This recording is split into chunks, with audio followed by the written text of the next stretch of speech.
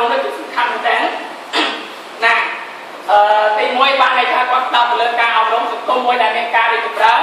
ក៏ការចេញមកពីការអប់រំដែរកាលណាបើអត់មានការអប់រំទេក៏មិនអាចមានការរីកចម្រើនបានហើយទី2ដែលពីជាសាស្ត្រនយោបាយចង់និយាយថាសង្គមមួយដែលមានភាពរីកចម្រើនในខាងនយោបាយយើងឯងមាននិរន្តរភាពនយោបាយមានស្ថិរភាពហើយនយោបាយហ្នឹងល្អហើយទី3ការយល់ដឹងអំពីមនុស្សចឹងបានន័យថាសង្គមដែលមានការរីកចម្រើនហ្នឹងឯងមនុស្សហ្នឹងឯង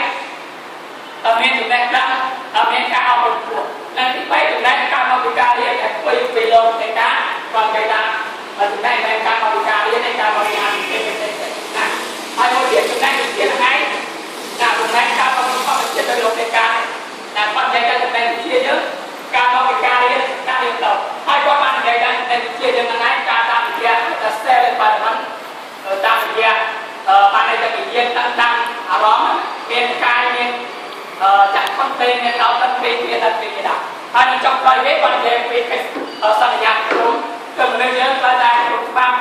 ត្រូវតែអនុលោមតាមបាត់នៅពីពលត្រូវមានប្រកាសក្នុងទីក្នុងការចូលរួមខែប៉ុណ្ណឹងណាគឺតែរៀនសអចូលរួមប៉ុណ្ណឹងណាសូមអរគុណដែលមានការខ្វះខាតសូមបរិយាកាសរបស់យើង